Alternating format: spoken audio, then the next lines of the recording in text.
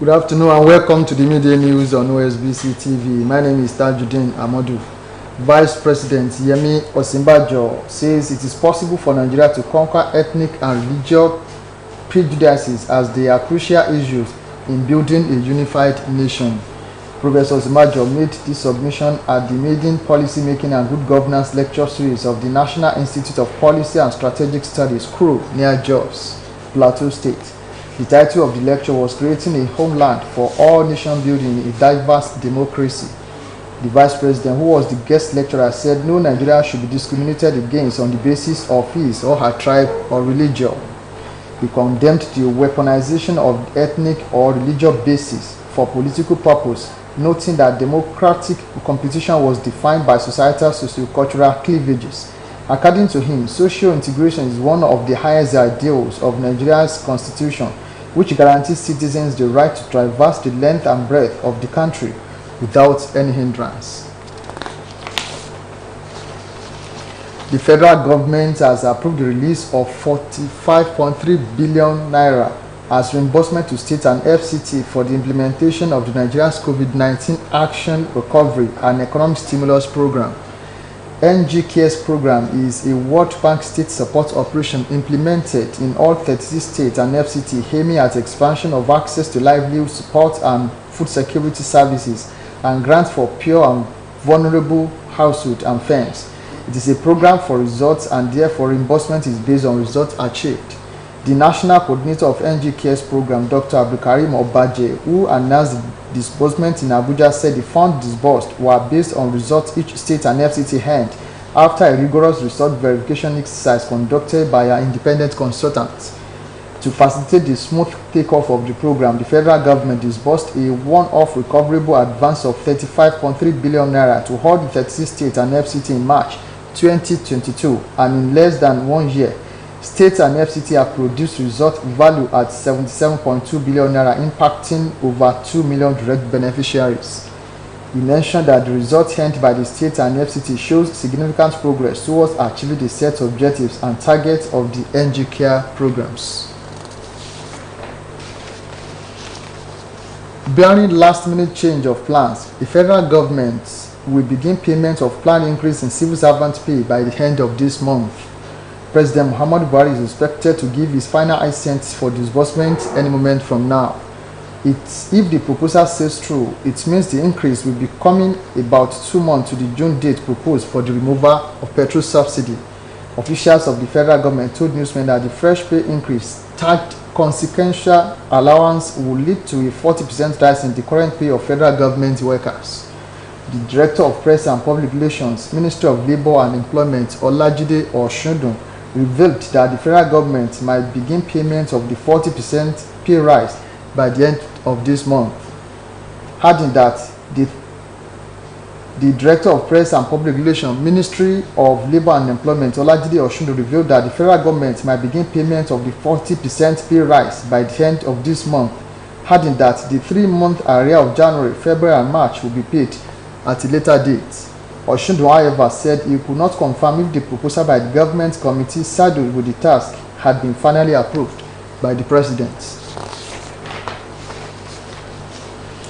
Agricultural experts have identified the irrigation system of farming as the surest way of combating food insecurity and ensuring food sufficiency.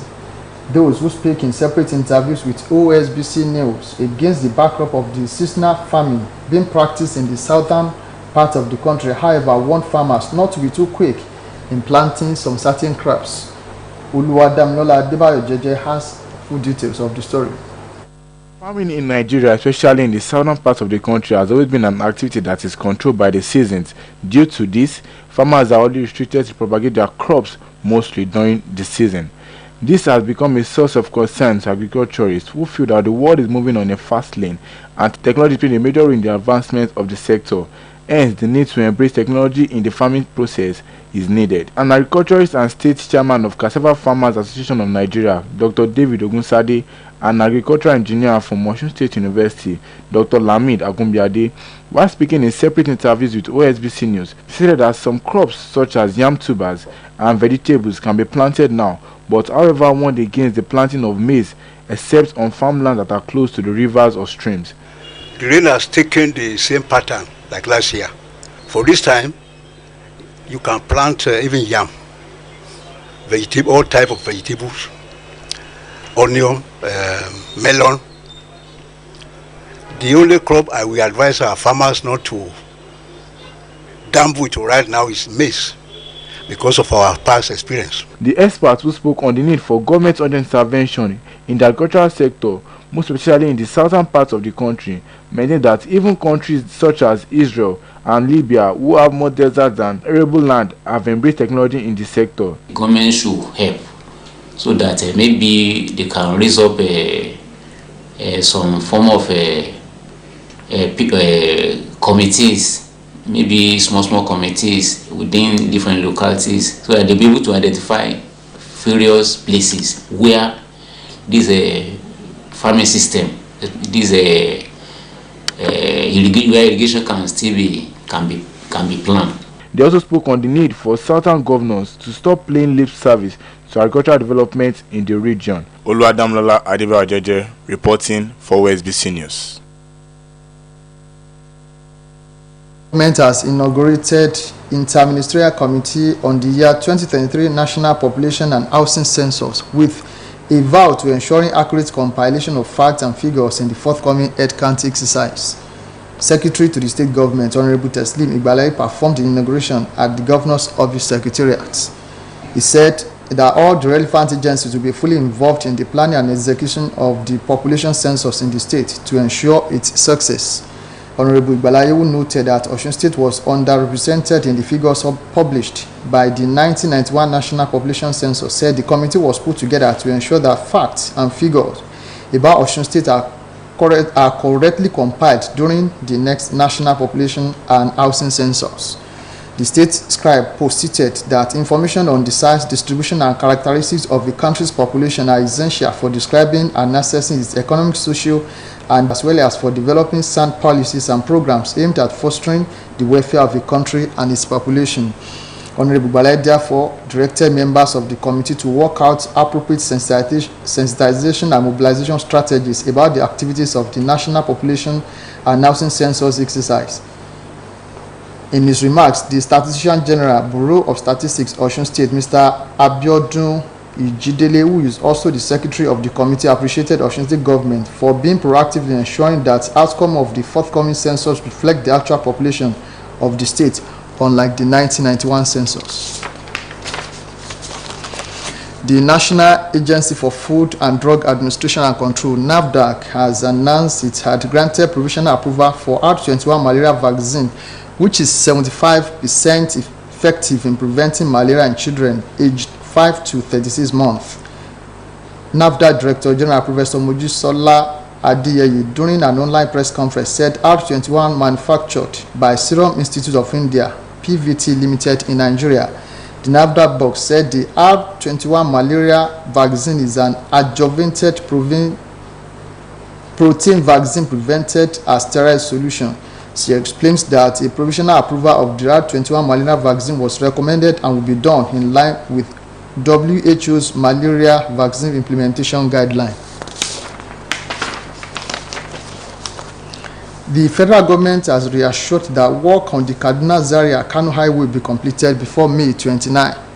Works and Housing Minister Babatunde Fashola dropped a hint during a pre-inauguration inspection of the highway.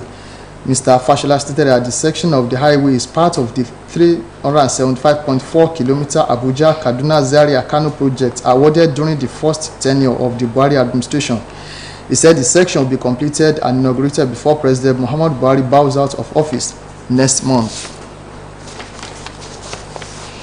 Now to sport. Nigeria's under-20 girls national team, the Falconets, have been drawn against Niger Republic, Togo, and Burkina Faso in the WAFU B Girls Cup of Nations, which will run from May 20 to June 4 this year in Kumasi, Ghana.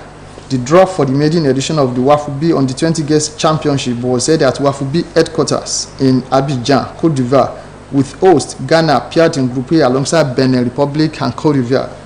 The WAFU B Girls Championship is a qualifying tournament for the Africa Under-20 World Cup qualification and association of football tournament held every 2 years, and it serves as a qualifying tournament for the FIFA Under-20 Women's World Cup.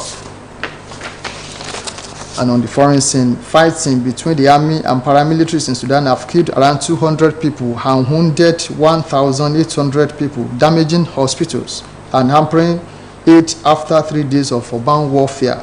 A week-long power struggle exploded into deadly violence between the forces and 2 generals who seized power in the 2021 coup. Sudan's Army Chief Abdel Fattah al-Burhan and his deputy Mohamed Hamdan Daglo, who commands the Paramilitary Rapid Support Forces (RSF). Report says the fighting in the capital is unprecedented and could be prolonged despite regional and global calls for a ceasefire as diplomats mobilize. U.S. Secretary of State Anthony Blinken said he has spoken with 2 generals and underscored the urgent need for a ceasefire. And that ends the media news on OSBC. It was edited by Michael Adeni. Join us at 3 for the state news. Good afternoon.